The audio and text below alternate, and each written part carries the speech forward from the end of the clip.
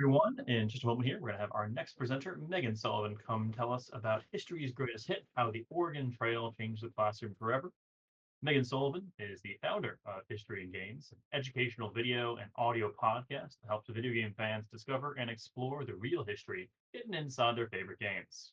Meghan has been in the games industry for 2 decades and loves Mario Kart and Mass Effect equally. She's also a history enthusiast who reads everything from Idiot's Guide to Ancient Greece to Plato's Republic. When not playing games or deep diving into history facts, Meghan enjoys taking care of her Pekingese Paris and watering her many, many plants. She also loves pizza, anime, and wrestling. Meghan Sullivan, please welcome to the stage.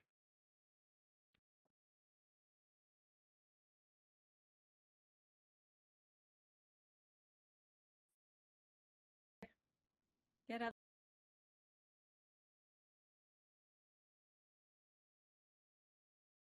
You guys hear me? Yes, we can hear you now. You're all set. I promise I'm not drunk. I'm not drunk, I promise. Okay, let me go ahead and pull up my presentation real fast. Okay, we're gonna go to this, and then we're gonna do this, and we're gonna screen share, and we're gonna do this, and we're going to do this. Can you all see this? You can all see it. You're all set. All right, excellent. Hello, everyone. I am Meghan Sullivan, founder of History and Games, and I am super excited to be here once again. Today, I will be presenting, or rather evangelizing, one of my favorite games of all time. This is History's Greatest Hit, How the Oregon Trail Changed the Classroom Forever. Now, I can't see the chat right now, but chat, I want you to do me a favor. I want you to share with each other your favorite edutainment games growing up, whether that was the Oregon Trail, Math Munchers, Word Munchers, whatever it may be, your favorite history-based games, Assassin's Creed, Anno, Civ. I want you guys to have a good time. We're here to have fun as well as learn. It's all about the edutainment. All right, let's get started.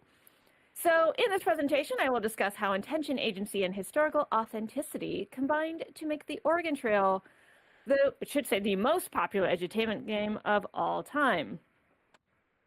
About me, as you can tell, I am a deeply serious person. You can see a picture of me dressed as an anime character called Umaru. This is from about 6-7 years ago.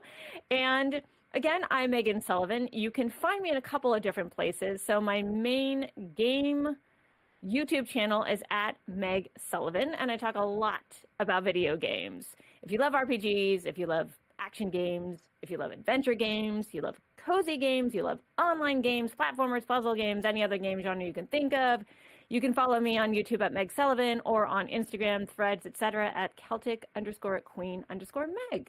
I've actually been in the games industry for 20 years. 13 of those years, I worked at a website called IGN, which is a game news site, but it also does reviews, previews, interviews, etc. By day, I was their content curator, and by night, I was doing all sorts of coverage for RPGs. So if you love role-playing games, you might have read one of my reviews over the years. But why am I here? Well, I love video games, but I also love history. And a few years ago, I came up with the idea of doing an educational video and audio podcast that helps video game fans discover and explore the real history hidden inside their favorite games. And as many of you know, take a game, any game, and it has to be based in some sort of history or culture a lot of the time. So featured games on History and Games include Fire Emblem, Assassin's Creed, God of War, The Legend of Zelda, Anno, Civ, Age of Empires, you name it, I've covered it. And it's really fun. And by the way, if you have any suggestions for any video games that are history-based that you're like, oh man, Meghan, you got to play this. I love this game so much. Come see me after class and let's talk about it. Let's talk about collabs, etc. I'm excited to be here with you guys, and I would love to work with all of you. If you want to see all of my History and Games coverage, you can go to www.historyingames.com. And don't forget to sign up for my newsletter, which is a monthly newsletter that covers archaeology news and video game news and how those combine. Okay, enough of the promotional stuff. So History and Games is something that I've always enjoyed because I am part of the Oregon Trail generation. I don't know if some of you are the same age as I am or you've heard of this generation. We're also called Zennials. We're also called the Lost Generation, but I prefer the Oregon Trail generation. I love that name. We grew up between, or I'm sorry, we were born between the late 70s and early 80s, and we grew up in the 80s and 90s. And almost all of us played the Oregon Trail in computer lab in school. Shout out to Mr. Brenner, 6th grade, who taught computer lab right before lunch. And all I remember is playing the Oregon Trail. That was a game that made tons of happy memories for a lot of us. We would stay after school or would skip lunch just to play this game. That's how popular it was. And we'll get into why it's so popular and why it's so long lasting. You'll notice at the bottom, you can actually still play the Oregon Trail and many different versions of it. So it's archived, and my particular favorite is the Oregon Trail 1990 DOS version, which is the version that I learned to play on. And it is super, super fun, and it's for free. So if you want your students to play it, you can actually go online and have them do it, and it works really well. And 5 fun facts about the Oregon Trail game before we get started. So fact number 1, the Oregon Trail has sold over 65 million copies, 65 million copies worldwide over the course of nearly 5 decades. That's insane. Fact number 2, this game has been ported nearly 20 times. It's actually almost about 24 times, which is amazing. That tells you that this is a long-lasting game. Fact number 3, the original 1971 game actually was only created in just 2 weeks. We'll talk a little bit more about that, but it's kind of amazing that this phenomenal game really was thrown together at the last minute. Fact number 4, we almost lost this game to history, right? We almost lost it entirely. And when I talk about the original Oregon Trail in just a second, I'll tell you all about like how they could possibly be. And then finally, this is really cool. The game was actually designed to be completed in 45 minutes. So Computer Lab was about 40 to 45 minutes, 50 minutes or so, and the game was supposed to be completed in that time. So really cool, and education was really at the forefront of people's minds when they played it. So we'll talk a little bit about the history of the Oregon Trail, how it started. So you can see 3 of the people who made the game here, and in the middle is Don Rawich, and he is holding the Sacred Scroll, which is the code for Oregon Trail. So the Oregon Trail is a turn-based resource management game. I would argue, and I'm curious, chat, if you agree with me, I would argue it's one of the first role-playing games, computer role-playing games as well. And it was created in 1971 by student teachers Don Rawich, Bill Hyman, and Paul Dillenberger in Minneapolis to teach westward expansion, an extremely notoriously boring subject matter for kids. And Don Rawich actually had this idea of making a tabletop board game that let people do, like even a little bit before Dungeons and Dragons, the idea of having a tabletop game and moving pieces and having dice and experiencing westward expansion that way.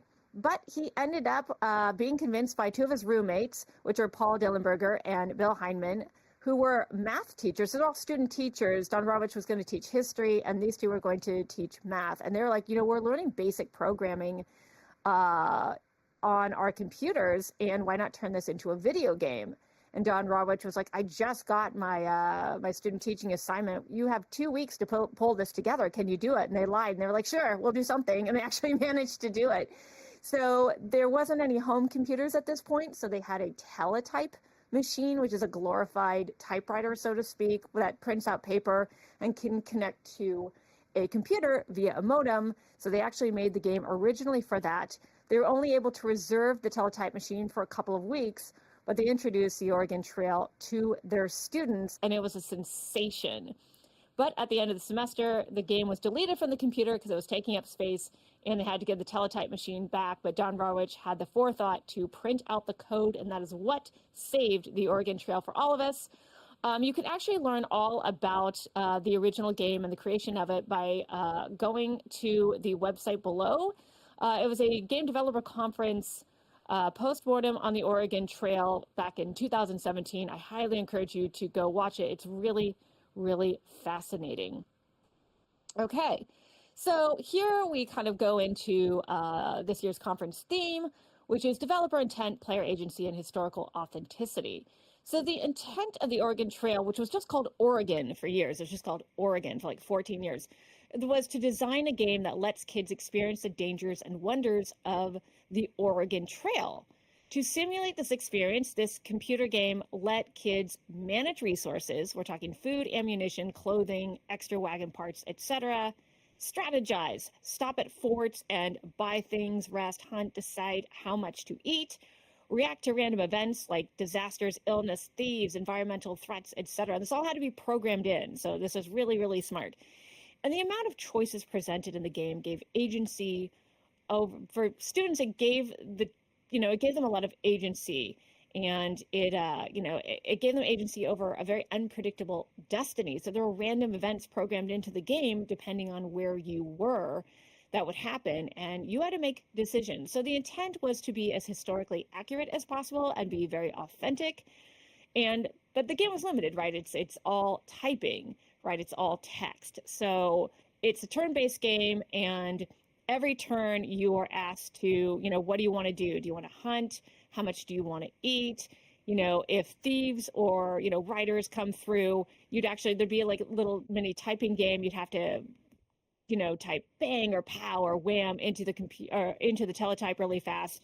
And if you did so really quickly, you would protect your food from bandits. If not, you'd actually lose food. So at the beginning of the game, you're asked to spend money on ammunition, food, wagon parts, etc. And you decide, right? You have agency, right? And you are learning, the developer's intent here is you're learning what you need to survive on the Oregon Trail and how to manage those resources and how hard it was. And it wasn't uncommon to die constantly in this game because you didn't manage your resources right or you didn't strategize correctly.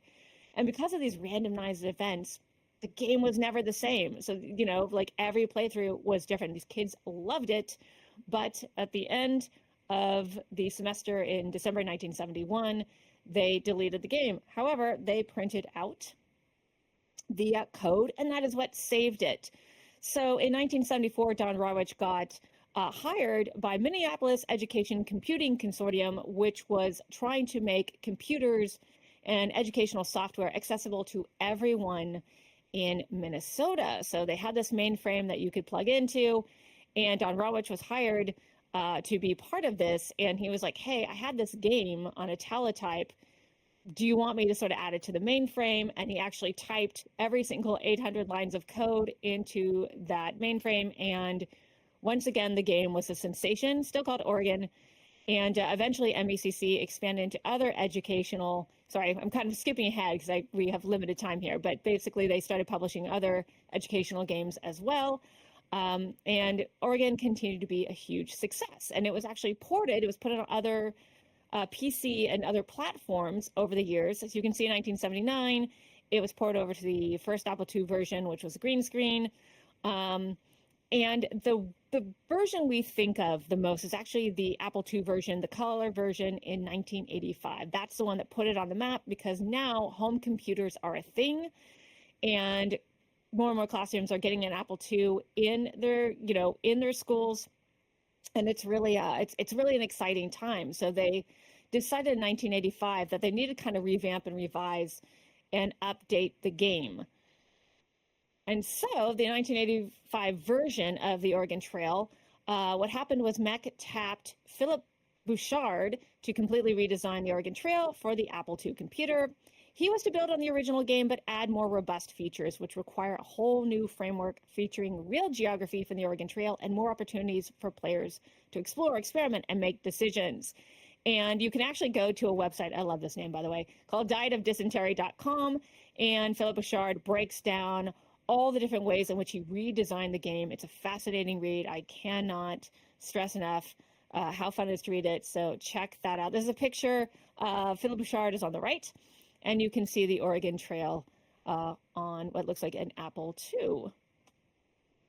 So this is really cool. This is actually on the Diet of Dysentery website, but this is the core gameplay loop of the Oregon Trail. So you start off, I believe, in Independence, Missouri, around 1947, or 1947, yeah, right, 1847, 1848, and you make initial purchases just like in the original game, but this time you have a friendly merchant named Matt who will help you and advise you on, like, You know, you need to buy ammunition for hunting, you need to buy food for the road, you need to buy extra wagon parts, you know, oxen, clothing, and he'll recommend how much you you should have of each. So you have, you know, like $1,200, $1,600, and you decide agency, right?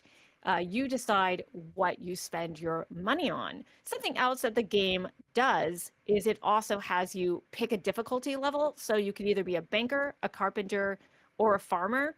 And that's just like easy mode, you know, normal mode, and then hard mode would be farmer.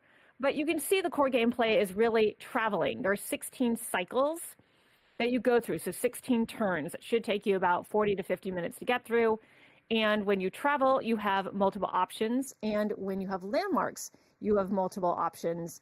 And you either die on the trail and conclude the game, or you arrive in Oregon. But let's take a closer look. Let's deep dive what's really going on here with this core gameplay loop. So everything you see on here, it was totally new to Oregon Trail. And this is where the gameplay gets much deeper. And this is also where the authenticity comes, because, for example, each turn was based on, or each module was based on landmarks. So 16 landmarks in the game, and you travel between them, and there are daily cycles. And Philip Bouchard was like, I don't want kids having to stop and start their travels. So what he did was he had it so you automatically traveled from place to place until you decided when to stop. And there are daily cycles that told you how far you'd gone, what the weather's like, how your health is doing, and you decide when to stop on the road and rest, eat, hunt, etc. The game also was on the Apple II, so there was the ability to have a more captivating travel screen. So the little ox that goes along, that was completely new. Period music at every landmark, which was really cool, although you couldn't control sound on Apple II, so it'd always be blaringly loud. And there were real geographical details. So you're visually seeing the road, and you're visiting real landmarks, you know, Chimney Rock and the Platte River and the Snake River and everything. So you actually get to see these things. It's much more immersive. It's more role playing. Something else that they did was they included family members. So they made it personal. So you had a number of family members, and then you can name your protagonist. Now, the idea was to make it more personal so that you wanted to get to the end of the road. So you were supposed to name it after like loved ones.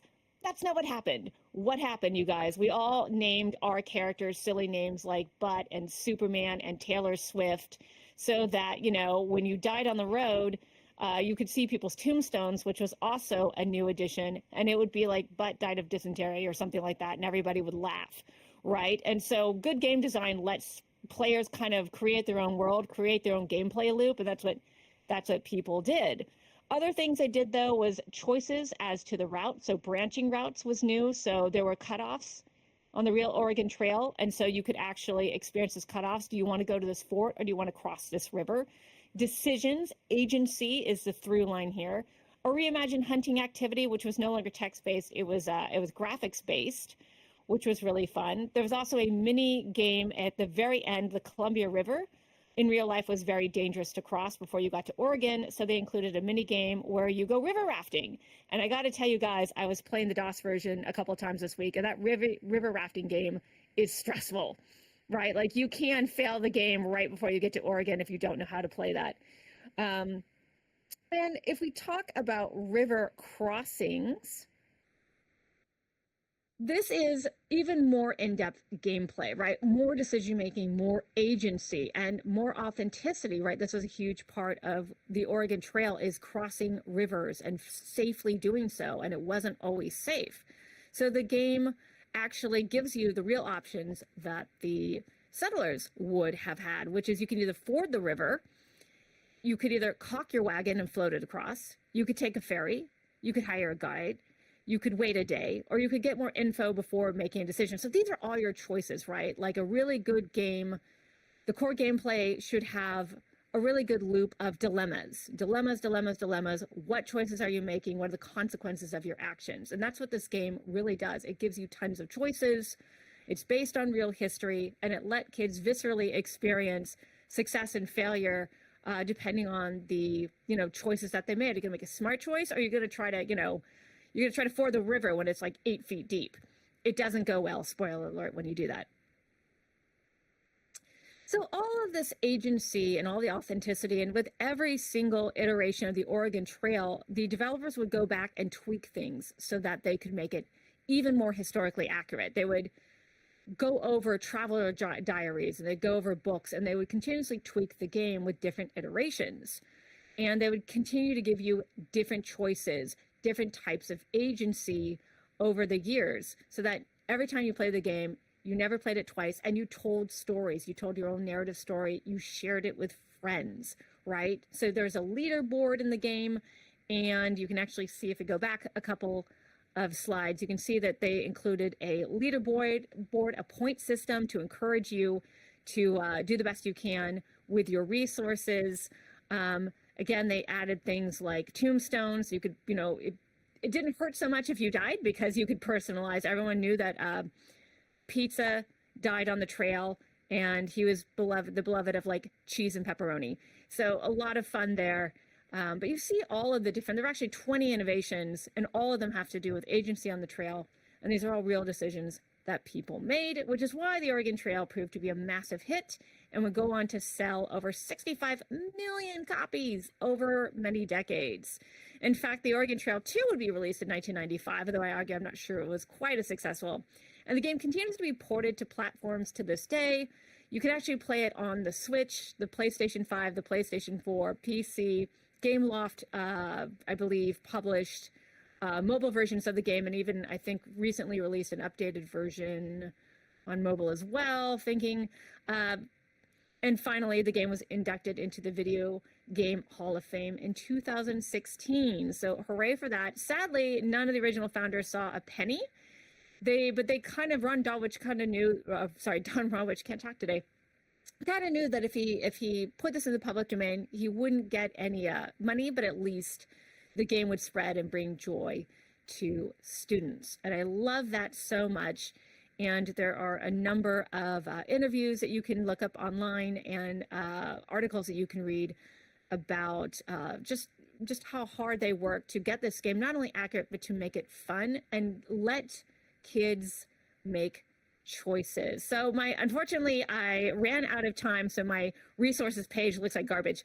But I did want to give, you're supposed to say your sources, and you're supposed to make it look professional. But I did want to give a shout out to some YouTube videos that I wanted to call to action. Check these out: the Oregon Trail History and Games episode, please and thank you. But also the Story of the Oregon Trail is a really good documentary on gaming historian, classic game postmortem, Oregon Trail GDC presentation, Trailheads, the Oregon Trails documentary, and then a number of books and websites, including a really awesome book that I love called The Oregon Trail, a New American Journey by Rinker Buck.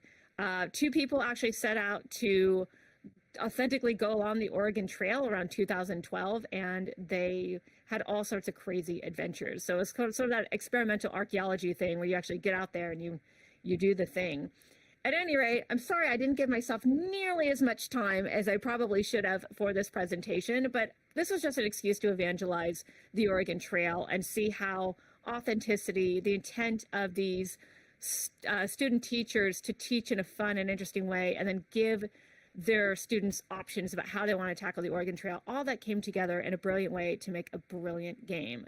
So questions, comments, suggestions, let me know, and thank you.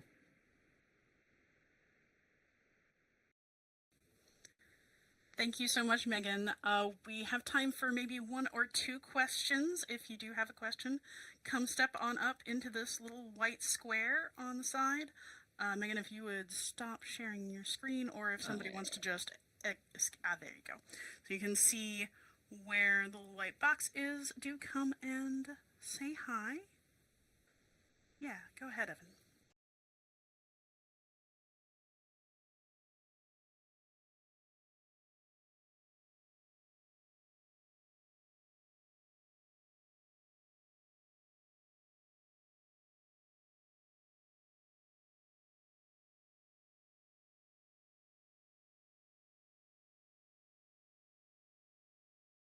Figure it out. Okay, cool. Thank you. Actually, again, that was a very interesting. As a fellow Zennial, I was very intrigued by the history of it. I learned some things that I didn't know. One that actually surprised me is what your statement that the fact number five that the game was designed to be done in 45 minutes. Because I remember only one time was I was actually able to beat it, where I got to the raft game and got to the thing, and I attributed that to we had an extended period of time in computer lab. Um, has that been your experience, like in doing this research, that it is actually traditionally able to be done in 45 minutes? Okay, so that is a fantastic question. Can you guys hear me? Hello? Can you hear Yes. me? Okay, Yes. I just want to make sure. But yes, so I love that you brought that up because it was designed to be finished in 40 to 50 minutes, but a lot of kids struggled to do that because they were thinking about their decisions, and maybe computers back in the day were a little slower. I blasted through it this week, the DOS version, but I was just quickly going through it. You can technically get through the game in about 25, 30 minutes if you really blast your way through it, but that's not fun.